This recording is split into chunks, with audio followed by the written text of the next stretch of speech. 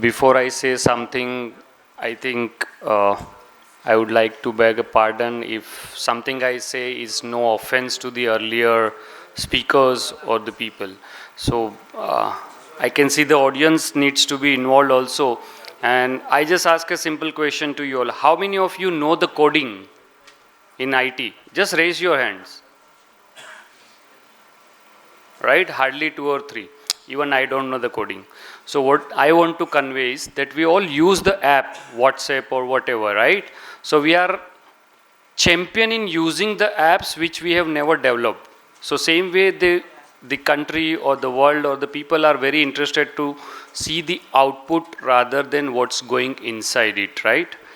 And with the same concept, I think if we all work towards what is the process needs to be done to bring the outcome, you all are from the CSR background or the social work background, so you all are the social coders and you know how to get the things done. So I won't be giving any of such gyans into what needs to be done and what not to be done. So let's come straight to the subject. We all speak about the other states where they have a lot of resources. We also speak about the other states where they have a skill. There are other states who have resources. So Odisha is so fortunate to have all the resources of India which requires to produce anything in the world, whether it's iron, whether it's nickel, whether it's anything, the chromite. So I come from a company which is one of the India's largest producer of chrome in India. That's IMFA, and we have a foundation, Bansidhar and Panda Foundation. So when the concept and when we are talking about the resources, it's more of a will rather than the resources. I can give you an example of Gujarat. Hardly Gujarat has any resources, if you see. They don't have mines, they have nothing. That is one of the best states of India in terms of revenue. We speak about the Odisha, which is again exporting a lot of manpower, say it in security or say it in cooking or any other way areas. So is Gujarat. Gujarat is also exporting a lot of people out of it. But there is a difference. The people which we are sending is laborers, and the Gujarat is producing more entrepreneurs. So you find a Guju everywhere, but they are doing a business where you find a lot of Odiyas who are working for them. So I think this is all about the mindset. When we say we have resources, the other state doesn't have resources. When we say we export, the other state also exports. But it's the mindset. So with this same mindset, if we all work towards, I think there is tremendous things we can do. We all spoke about the ESG, right? So obviously when we say we have a largest resources of the mines, by thumb rule, we are the largest polluters in terms of ESG. So when we speak about putting the resources, obviously all the mining companies are also putting a lot of resources for the ESG. So leave about the CSR, what about the ESG we are talking about, right? So like again I'll say that we all are happy to be on this chair or say the Apple mobile, but can it be produced without the people mine it in Odisha? So what is the responsibility of the other companies who are using or making these resources?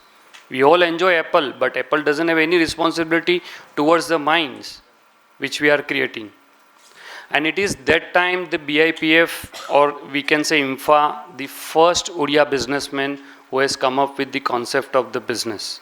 So IMFA being one of the first companies of Odisha, which came up in 1960, the founder member came to Odisha with a concept to help the people, to produce the resources which can be used by the Odia people.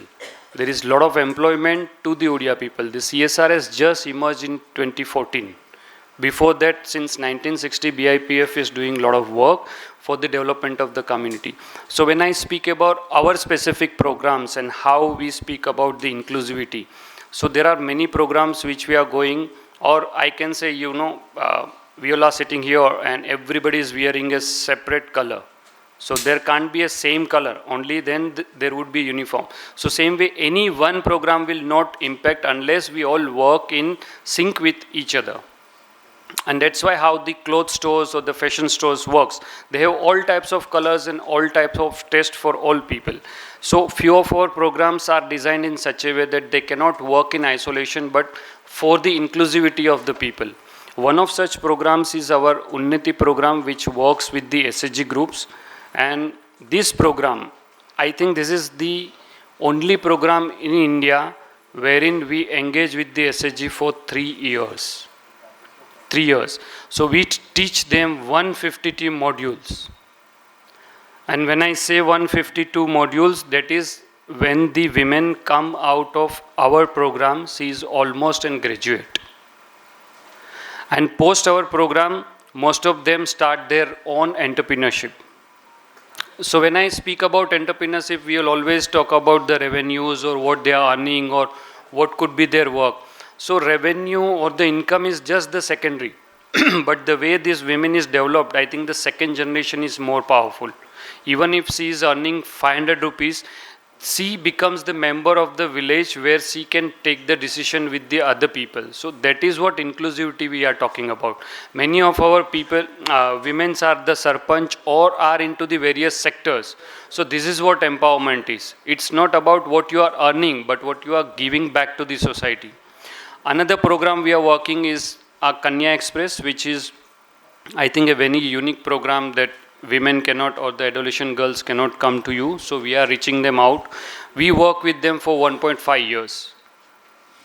And the important part is not because there are many other companies who are also working on such mobile units, but the important part is we don't give them anything in terms of resources, in terms of food.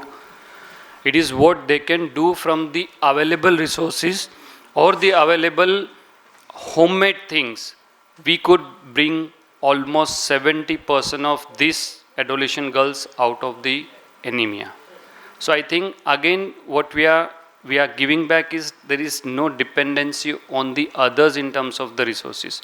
But if you have resources within the villages, I think that makes a lot of sense. That's what localization. So we can use it the term the glocal. You think globally but act locally. There is another program, and I am very happy to also speak about that. Many of these days, it's a vogue not to speak about the small programs which are earlier best of the programs, like adult literacy. I think most of the NGOs or the organizations are not talking about the adult literacy these days, thinking that there is a lot of education and people are working on it and it's taken care. But there are still women, if we speak about the Odisha, who doesn't know how to read and write. And these women, when they are educated on these subjects, what they say is we are now able to read the number plate on the bus. So at least they know where they want to go. Right? It's as simple as that. Earlier they were even depending for where they want to go, they have to depend on 5 people.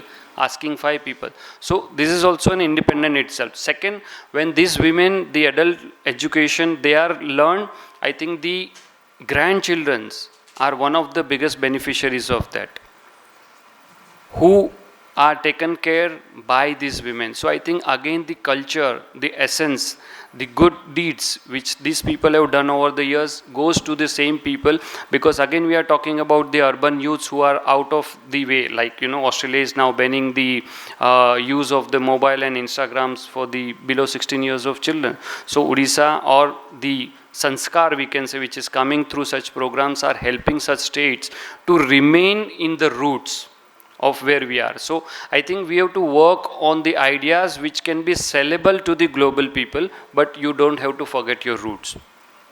Anything is possible. What is required is not the resources, because resources are available, as he said. What is required is not to stop, but to start. And what is required is to remain awake rather than sleeping. So let's awake, and let's have a big round of applause for the CSR India who has conducted this conference. Thank you.